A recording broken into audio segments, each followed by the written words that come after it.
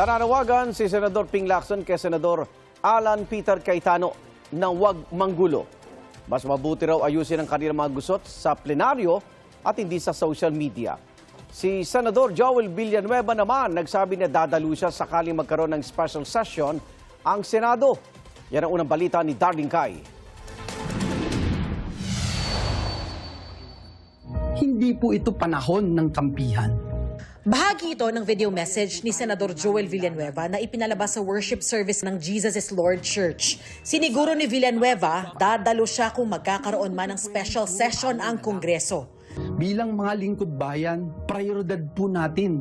Dapat ang siguruhin na patuloy na nagtatrabaho ang bawat isa sa atin, lalo na ang Senado, para po sa ating mga kababayan.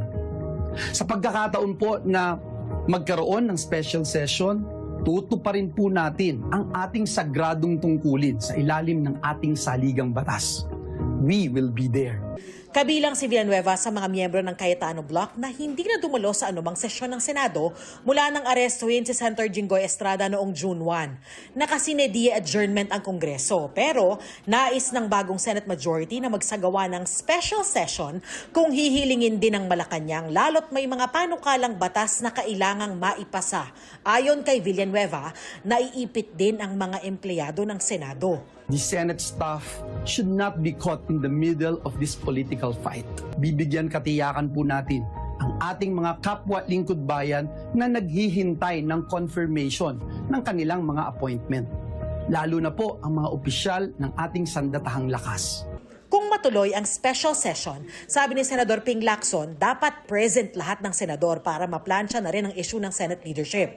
Hindi niya masabi kung aanib sa mayorya si Villanueva. I appreciate, I admire yung attitude ni Senator Joel na kinoconsider niyang sagradong duty yung pag-attend ng special session. I just hope na yung ibang kasama niya sa block ni Alan Peter Cayetano, ganun din ang attitude. Hindi naman natin alam kung magpa-participate siya o magsasama siya sa pagboto pag-elect ng Senate President. Si Senador Alan Peter Cayetano, sinabi nitong Biyernes sa Facebook Live na nagkausap na sila ni Villanueva pero wala siyang ibinigay na detalye.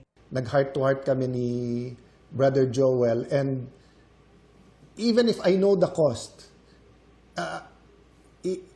it's not something you can feel unless ikaw talaga. Sakaling matuloy ang special session at magkabotohan para sa bagong Senate President, handa kaya ang Gatchalian Bloc sa senaryo na ginawa noon ni Cayetano sa Kamara?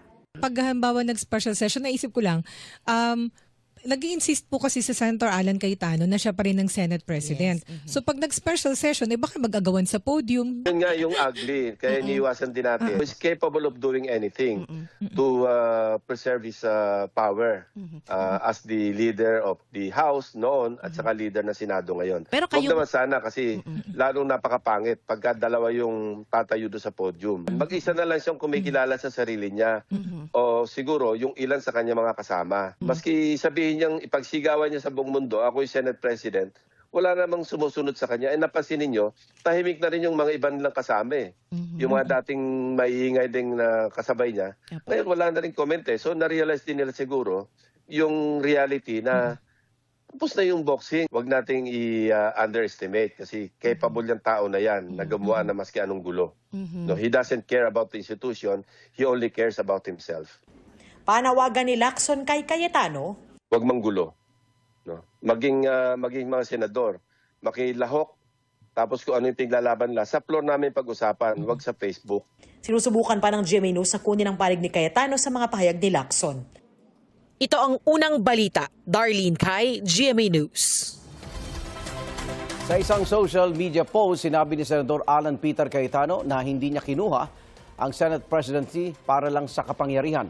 Ang totoong issue raw ay kung bakit tila may pumipigil na lumabas ang katotohanan tungkol sa questionabling flood control projects. Ay pa kay Cayetano, may mga tao na pinagtatakpan umano ang flood control scandal at isusulong pa raw ang charter change para ibaon ang issue. Nagising daw ang taong bayan dahil anya sa lawak ng katiwalian sa flood control projects.